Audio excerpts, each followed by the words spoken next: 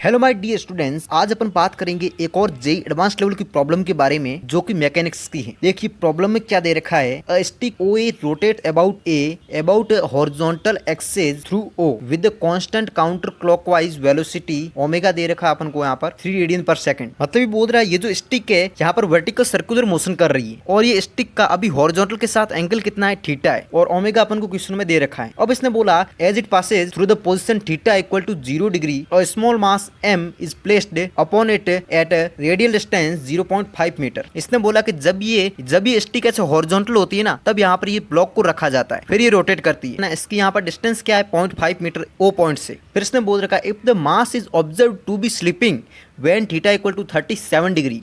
तो अपन को यहाँ पर म्यू की वैल्यू बतानी है, यहाँ पर ब्लॉक और रोड के बीच म्यू फ्रिक्शन कोएफिशिएंट कितना है, जिससे कि यहाँ पर ये कंडीशन अप्लाई हो सके। आप ऐसा जिम करो, आप एग्जाम में बैठे हो तो इस क्वेश्चन को कैसे ट्रीट करोगे आप। मैं तो क्वेश्चन को देखते ही सबसे पहले क्या करूंगा, इसने बोला कि सर्कुलर मोशन कर रहा है तो मैं सर्कुलर मोशन का कंसेप्ट लगाऊंगा। कैसे लगाऊंगा, क्योंकि मेरे को पता है कि कोई भी बॉडी जब सर्कुलर मोशन करती है तो फिजिक्स में एक क्वांटिटी होती है जो कि सेंट्रीपिटल फोर्स, जो कि बॉडी को सर्कुलर मोशन करवाने में कंट्रीब्यूट करती है, नहीं तो वो बॉडी सर्कुलर मोशन कर ही नहीं सकती हैं। इसलिए यहाँ पर ये जो ब्लॉक है ना, इस पर सेंट्रीपिटल फोर्स लग रहा है, वही तो इसको सेंट्रीपिटल एक्सेलरेशन दे रहा है सेंटर की ओर, तब भी ये सर्कुलर मोशन कर पा रही है। तो अब वो सेंट्रीपिटल फोर्स क्या लग रहा है वो अपन कैलकुलेट कर लेते। देखिए ये बॉडी यहाँ पर है, ये ब्लॉक यहाँ पर है m, तो इसका वेट डाउनवर्ड डायरेक्शन में आएगा जो कि मेरा हो जाएगा mg। अब यहाँ पर एक mg का कंपोनेंट इस स्टिक के अलोंग आ जाएगा, एक स्टिक के परपेंडिकुलर आ जाएगा। तो स्टिक के अलोंग कंपोनेंट क्या आएगा और स्टिक के परपेंडिकुलर कंपोनेंट क्या आएगा। देखो आप इस तरह से इसको ड्रॉ कर दो, तो ये देखो इस तरह से ये z बन रहा है, ये 37 है तो ये वाला एंगल भी मेरा क्या हो जाएगा 37 डिग्री। अब ये 37 है तो ये टोटल 90 है, तो ये वाला वापस कितना हो जाएगा 53 डिग्री, 90 माइनस का 37, और ये वाला मेरे पास वापस हो जाएगा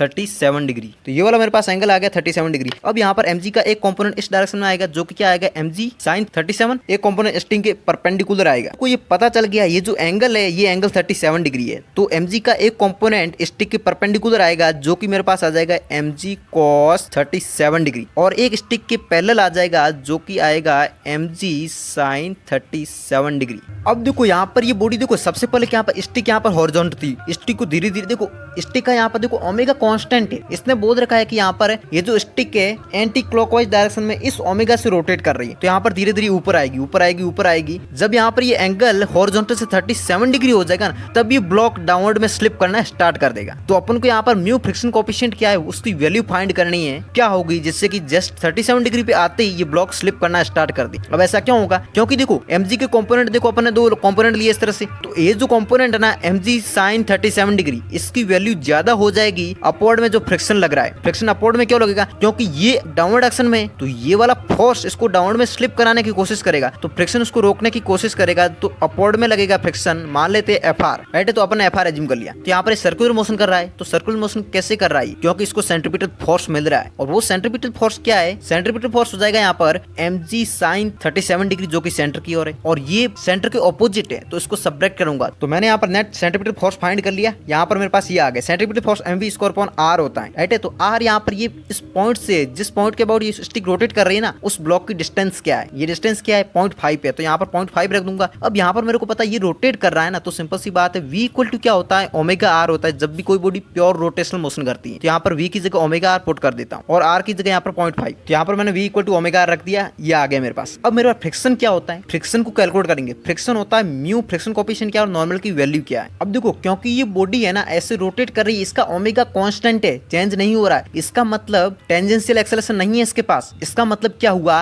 स्टिक के परपेंडिकुलर नेट फोर्स 0 होगा इस कंडीशन पर, अपवर्ड डायरेक्शन में नॉर्मल लग रहा है, और mg का एक कंपोनेंट आया डाउनवर्ड डायरेक्शन में जो कि mg cos 37 है, ये आपस में दोनों इक्वल होंगे तभी तो नेट फोर्स 0 होगा परपेंडिकुलर टू द स्टिक। तो यहाँ पर नॉर्मल मेरे पास आ गया mg cos 37 के इक्वल, तो यहाँ पर नॉर्मल की वैल्यू पुट कर, तो मेरा फ्रिक्शन आ गया, फ्रिक्शन की वैल्यू यहाँ पर पुट कर रहा हूँ, फ्रिक्शन की वैल्यू पुट कर दी और इसको इस तरह से कैलकुलेट किया, ये आ गया मेरे पास। अब यहाँ पर मेरे को r क्या है, r मेरे को रेडियस क्वेश्चन में गिवन है, r यहाँ पर मेरे को गिवन है क्योंकि इस ब्लॉक की इस पॉइंट O से डिस्टेंस है r जो कि 0.5 है, पुट कर रहा हूँ r 0.5 रख दिया। ओमेगा भी क्वेश्चन में अपन को गिवन है जिसकी वैल्यू अपन को दे रखी है 3 रेडियन पर सेकंड, तो यहाँ पर मैं 3 पुट कर देता हूँ। अब देखो यहाँ पर sin 37 cos 37 की वैल्यू रखूंगा मैं, यहाँ पर क्या होगा, देखो जब भी यहाँ पर 37 डिग्री एंगल होगा तो यहाँ पर ये रेशियो फिक्स होता है, यहाँ पर ये 3 होता है, यहाँ 4 होता है या 5 होता है। तो यहाँ पर मेरे पास क्या आएगा, जी की वैल्यू, जी तो क्या है एक्सेलरेशन है ग्रेविटी का, तो यहाँ पर 10 ले लेता हूँ। और यहाँ पर साइन 37, साइन थीटा क्या होता है परपेंडिकुलर अपॉन हाइपोटेनस, परपेंडिकुलर 3/5 हो जाएगा। तो यहाँ पर मेरे पास आ गया 3/5 माइनस का म्यू, जी की वैल्यू 10, कोस थीटा हो जाएगा बेस अपॉन हाइपोटेनस जो कि आ जाएगा 4/5 इक्वल टू आ जाएगा 9/2।